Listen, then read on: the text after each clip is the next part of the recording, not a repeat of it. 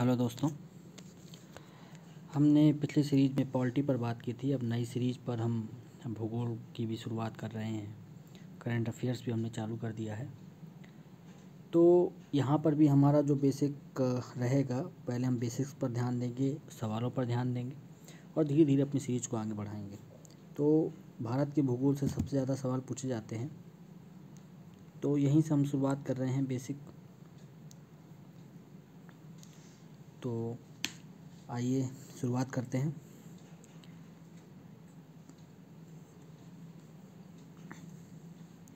ये कुछ बेसिक बातें हैं जो भारत के भूगोल पर, भारत के विषय पर हैं, जो देखनी है हमको। पहली बात है, भारत दक्षिण एशिया का भाग है, ये पता होना चाहिए आपको। यह हिंद महासागर के शीर्ष पर स्थित है। इसके पूर्व में बंगाल की खाड़ी और पश्चिम में अरब सागर है। आप इंडिया का मैप ने आपने अगर देखा होगा, जब पहले क्लासों में पढ़ा होगा, एनसीईआरटी में देखा होगा, तो ये बेसिक सी बात है, लेकिन ये आपको याद होना चाहिए दक्षिण एशिया का भाग है। कई लोग इसी पर मिस कर जाते हैं। जब सवाल एकदम से आता तो ध्यान नहीं दे पाते हैं कभी, क्योंकि छोटी सी बात है, ध्यान नहीं जाता हम लोगों का। और जो मुख्य बातें हैं उस पर ज़रा मेरा फोकस मैं आपको दिलवाऊं, तो भारत उत्तरी पूर्वी गोलार्ध में है, ये बात आपको याद रखनी है। तथा उसकी अवस्थिति 8,4,37,6 उत्तरी, ये बहुत इम्पोर्टेंट है। 8,4,37,6 और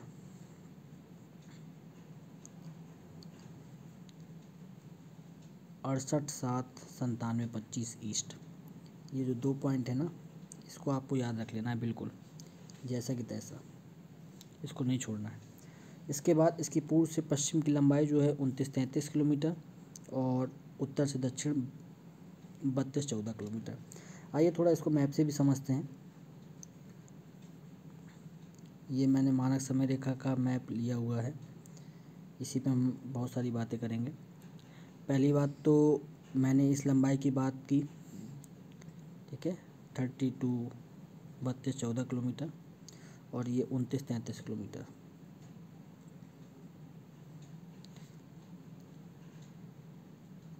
और साथ में हमने इस पे बात की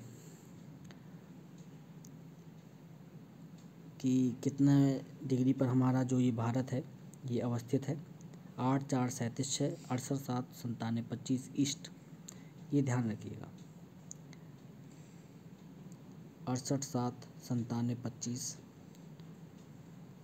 इसकी मैं बात कर रहा हूँ, और 8,4 और 37,6 मैं इसकी बात कर रहा हूँ। तो ये मोटा मोटा हमको पता होना चाहिए। कभी कभार छोटे मोटे ऑब्जेक्टिव में पूछ लेता है, या कहीं हमको एलिमिनेट करना है, तो ये बड़ा मदद करता है। अब इस मैप में आप एक चीज़ दे सकते हैं, मैंने आपको दिया भारत की मानक समय रेखा, इसी ग्रीनविच टाइम से ये हमारे 5.5 घंटे आगे है, हम 5.5 घंटे फास्ट हैं।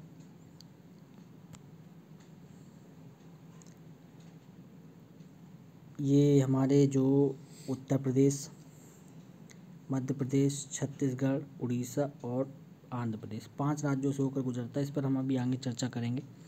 ये आपको याद होना चाहिए, 82.5 डिग्री, 82.5 डिग्री ईस्ट, ये याद होना चाहिए। ईस्ट भी ध्यान रखिएगा, छोटी चीज़ है लेकिन हम मिस कर सकते हैं। आगे बढ़ते हैं इसी क्रम में। तो यही मैंने जो बात अभी आपसे मैंने कही, वही बात है यहाँ पर मैं दोहरा रहा हूँ। इस पे मैंने बोला आपसे कि मानक समय रेखा 82.5 डिग्री पूर्वी देशांतर, ईस्ट 82.5 ईस्ट, ये उत्तर प्रदेश, एमपी, छत्तीसगढ़, उड़ीसा और आंध्र प्रदेश से गुजरती 5 राज्य, और ये ग्रीनविच से 5.5 घंटे आगे है, जो मैंने अभी आपसे पिछली चर्चा में भी बात की। इसके बाद जो दूसरी रेखा महत्वपूर्ण है वो कर्क रेखा है। कर्क रेखा 8 राज्यों से होकर गुजरती है। ये भारत के लगभग बीचों बीच से गुजरती है, 2 भागों में बांटती है भारत को। गुजरात, राजस्थान, मध्य प्रदेश, छत्तीसगढ़, झारखंड, पश्चिम बंगाल, त्रिपुरा एंड मिजोरम। इसी क्रम में आप याद कर लेंगे तो क्रम भी आपको ठीक रहेगा। कभी कभार पूछ लेता है दक्षिण से पूरब से पश्चिम की ओर कैसे रेखा जाती है, या पश्चिम से पूरब की ओर कैसे रेखा जाती है। तो कभी कभार पूछ सकता है ऐसे सवाल, जब बहुत टफ बनाना हो। तो आप क्रम से ही याद रखेंगे तो बहुत आसान रहेगा हल करने में। और एक बात और है जो हमारे सागरों को टच करते हैं राज्य, वो 9 राज्य हैं टोटल। इनकी लंबाई के आधार पर मैंने अवरोही क्रम में पहले से ही सेट कर दिया है आपके लिए, इस पर लिखा हुआ है। तो गुजरात का सबसे बड़ी तटरेखा है, इसके बाद आंध्र प्रदेश, आफ्टर दैट तमिलनाडु, फिर महाराष्ट्र और केरला। तो ये 5 हैं, 5 ही क्रम पूछा जाता है, इससे ज़्यादा नहीं पूछा जाता। कभी कभार आपको एलिमिनेट करने में यह बहुत हेल्पकारी होगा, बहुत हेल्प मिलेगी इन सब चीज़ों से, छोटी छोटी चीज़ों से बड़े सवाल हल करने में बहुत हेल्प होती है। तो जैसा भी मैंने चर्चा किया था आपसे, ये उसी का मैप है। कर्क रेखा 8 राज्यों से मिजोरम, त्रिपुरा, पश्चिम बंगाल, झारखंड, छत्तीसगढ़, मध्य प्रदेश, राजस्थान एंड गुजरात, 8 राज्य हैं, इसी प्रकार से गुजरती हैं। और ये हमारे लगभग आप देख सकते हैं बीचों बीच से जा रही है रेखा, भारत को 2 भागों में बांटती है। पूछा जा सकता है कभी कभार कि कौन सी रेखा भारत को 2 भागों में बांटती है, तो कर्क रेखा बांटती है। और कर्क रेखा सबसे नज़दीक कहाँ पड़ती है, तो ये भी कुछ बेसिक पॉइंट है। भोपाल के नज़दीक ज़्यादा पड़ती है, रांची से ऊपर गुजरती है, या त्रिपुरा के नज़दीक पड़ती है। इस टाइप से बातें, सवाल पूछे जा सकते हैं। तो हमारा कॉन्सेप्ट क्लियर रहेगा तो आसानी रहेगी। चलिए आगे बढ़ते हैं, चीज़ों को थोड़े से और बेसिक चीज़ें देखते हैं। ये कुछ फेमस चैनल्स हैं समुद्र में, जो भारत को विभिन्न भागों से बांटती हैं, या भारत के विभिन्न आइलैंड को आपस में बांटती है, ये भी याद करना ज़रूरी है। तो सबसे पहला है 8 डिग्री चैनल। ये मीनूकाय को मालदीव के मध्य बांटती है। मालदीव आप जानते हैं साउथ में है हमारे, तो ये मीनूकाय और मालदीव के मध्य 8 डिग्री चैनल, ये हमको बांटती है। फिर उसके बाद 9 डिग्री चैनल। 9 डिग्री चैनल मीनूकाय और कैनामोर आइलैंड को अलग करती है, या कैनामोर आइलैंड कह लें या लक्षद्वीप को कह लें। ये मीनूकाय लक्षद्वीप के बीच बनाती है, एक अंतर करती है। इसके बाद 10 डिग्री चैनल बहुत फेमस है, अंडमान निकोबार के मध्य अलग करती है, अंडमान और निकोबार को अलग करती है ये 10 डिग्री चैनल।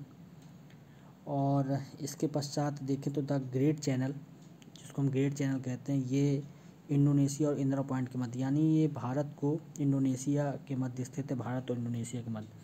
आपने देखा होगा हाल में चीन का बड़ा विवाद चलता रहता है, तो ये ग्रेट चैनल का बहुत बड़ा हिस्सा उसमें आता है। जब हम IR पे बात करेंगे तो इस पर आएंगे, चर्चा करेंगे।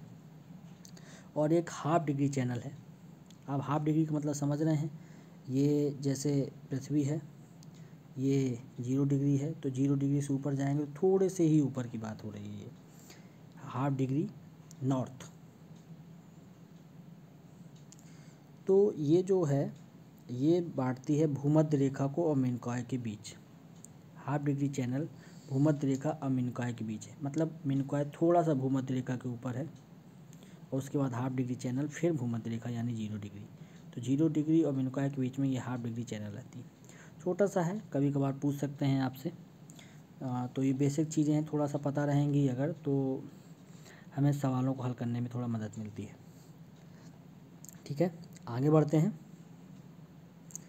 ये आप देख रहे हैं, यही मैं आपकी बात कर रहा था, ये लक्षद्वीप है, यहाँ नीचे मीनूकाय द्वीप है, ये लक्षद्वीप है। लक्षद्वीप और मीनूकाय को जो हमारा 9 डिग्री चैनल है, लक्षद्वीप और मीनूकाय द्वीप के बीच में, यहाँ मीनूकाय है नीचे, इसको बांटती है। ये अंडमान और निकोबार जो द्वीप समूह है, यहाँ पर 10 डिग्री चैनल है। और अंडमान निकोबार जो सबसे लास्ट भाग है, इंदिरा पॉइंट, वहाँ। और अगर आप दाएं तरफ इधर कहीं दाएं तरफ जाएंगे तो इंडोनेशिया का पार्ट चालू हो जाता है, तो इसके और इसके बीच में द ग्रेट चैनल है। तो ये छोटी छोटी चीज़ें हैं जो हमको पता होनी चाहिए। मैप में एक बार बनाकर देख लेंगे, 1-2 बार बनाकर देख लेंगे तो लगभग कंठस्थ हो जाती हैं, फिर हमें बहुत ज़्यादा इस पर वरी करने की ज़रूरत नहीं है, बहुत टेंशन लेने की ज़रूरत नहीं है, सब आसानी से हो जाता है। बस आपको 1 या 2 बार मैप में इसको बनाकर प्रैक्टिस कर लेनी चाहिए, तो एक विज़न बन जाता है, एक व्यू बन जाता है, हमें याद, हमारे दिमाग में एक मैप बन जाता है। तो आगे बढ़ते हैं। ये कुछ फेमस लाइंस हैं जो भारत और विभिन्न देशों के मध्य हैं। मैकमोहन रेखा भारत और चीन के मध्य है, अरुणाचल प्रदेश में है मैकमोहन लाइन। और ये करीब आप कि भारत और चीन के मध्य जो विवादित रेखा है ये पूरा मैकमोहन रेखा ही है। यहाँ आप अभी जान रहे हैं बहुत सारे विवाद भारत और चीन के मध्य चल रहा है। तो इन दोनों के बीच में मैकमोहन रेखा इनकी सीमा रेखा बनाती है, ऐसा भारत मानता है, जबकि चीन कहता नहीं हम मैकमोहन रेखा को नहीं मानते। और यही थोड़ा बहुत इशू है IR पे, ये क्यों है ऐसा, इस पर डिस्कस करेंगे हम लोग जब मेंस को लेकर हम लोग चलेंगे। इसके बाद रेड क्लिफ रेखा। रेड क्लिफ आप समझ रहे होंगे, रेड क्लिफ ने बनाया था भारत और पाक। उस समय पूर्वी पाकिस्तान था वो रेड क्लिफ रेखा के हिसाब से चलता था। तो रेड क्लिफ रेखा आप समझ गए, ये भारत और पाक के बीच में है। आगे डूरंड रेखा। डूरंड रेखा जब अफ़गानिस्तान और भारत के मध्य है, लेकिन अब क्या है कि अफ़गानिस्तान और भारत में जो ऊपर वाला हिस्सा है जहाँ ये अफ़गानिस्तान से मैच करता है, ये ज़्यादातर अब पाकिस्तान के कब्ज़े में है। लेकिन भारत अभी भी ऑफिशियली ये डूरंड रेखा हमारे जो ऑफिशियली डूरंड रेखा जो है अफ़गानिस्तान और भारत की सीमा को बनाती है। तो बहुत छोटी रेखा है, इसको भी याद रखेंगे। डूरंड, मैकमोहन, रेड क्लिफ ये प्रमुख रेखाएं हैं, इनको याद रखना चाहिए। एक लाइन ऑफ एक्चुअल कंट्रोल है, मैं जो आपसे बात कर रहा था लाइन ऑफ एक्चुअल कंट्रोल, ये भारत और चीन के मध्य है। तो भारत और चीन के मध्य दो रेखाएं हो गई, मैकमोहन रेखा और line of actual control LAC। ये LAC जो है ये इस वाले पार्ट में है LAC। और जो रेड क्लिफ रेखा है वो आप जब बनाएंगे तो ये इधर कहीं, ये रेड क्लिफ रेखा इधर अरुणाचल प्रदेश वाले भाग में है। मतलब कुल मिलाकर चीन से ही हमारी सीमा रेखा है पूरी। ये है आपकी LAC। LAC पे इस समय बड़ा विवाद चल रहा है, गलवान घाटी और ढेर सारी बातें जो आप सुनते रहते होंगे करंट में। इस पर भी हम डिस्कस करेंगे जब मेंस को लेकर हम चलेंगे, इस पर विस्तार से डिस्कस होगा। इसके बाद जो मुख्य एक चीज़ ये है कि इंडियन पेनिसुला, भारतीय उपमहाद्वीप में कौन कौन से मुख्य जो देश हैं वो आते हैं। तो पाकिस्तान, नेपाल, श्रीलंका, भूटान, बांग्लादेश और भारत, ये छः जो ऐसे हैं देश जो भारतीय उपमहाद्वीप में आते हैं। ये बस थोड़ा सा याद होना चाहिए, कभी कभार सवाल एलिमिनेट करने के लिए पूछ लिया जाता है और हम समझ नहीं पाते हैं छोटी छोटी चीज़ें। जैसे श्रीलंका हम दिमाग नहीं रखेंगे कि हमको लगता है कि वो समुद्र में है, दूसरी तरीके का भाग है। भूटान, बांग्लादेश तो खैर स्थल सीमा बनाते हैं, श्रीलंका नहीं बनाता। तो ये छोटी छोटी चूक हम जो कर जाते हैं, इससे बचने के लिए डाटा है, आपको मैं बता रहा था इसलिए मैंने मार्क किया श्रीलंका को। तो ये जो चीज़ें हैं आपको मैंने बताई बेसिक सी बातें, एक बार ये देख लीजिए। रेखाओं के बारे में ही है, ये देखिए यहाँ डूरंड रेखा है अफ़गानिस्तान भारत के बीच में, ये पाकिस्तान के बीच में यहाँ पर ये आपके यहाँ पर आपकी मैकमोहन रेखा है, इधर LAC रेखा है। रेड क्लिफ रेखा पहले यही भारत पाक के बीच में थी, इधर। तो ये सब हमारी जो रेखाएं हैं इनको हम मैप में अगर एक एक बार बना कर देख लेंगे तो याद हो जाएगा। इस मैप में से मैं एक चीज़ और भी आपको बता रहा था कि थोड़े बहुत चीज़ें हमको पता होना चाहिए कि कौन सी देश की रेखा सबसे ज़्यादा हमसे मैच करती है, कभी कभार क्रम पूछ लेता है। तो बांग्लादेश की सीमा भारत की सर्वाधिक लंबी अंतर्राष्ट्रीय सीमा है, पहली बात। और एक बार और सबसे छोटी जो है ना वो अफ़गानिस्तान की है, ठीक है, करीब 150 किलोमीटर कुछ समथिंग ऐसा ही है। अगर मैप बना लेंगे तो एक चीज़ हमको याद हो जाएगी, पाकिस्तान किन किन राज्यों से हमारे मैच करता है। पंजाब, जम्मू कश्मीर, राजस्थान, गुजरात से भी टच करता है, कश्मीर से भी टच करता है, पंजाब से भी टच करता है। चीन हमारा किन किन राज्यों से टच करता है, हिमाचल प्रदेश, उत्तराखंड और इधर सिक्किम और इधर अरुणाचल प्रदेश।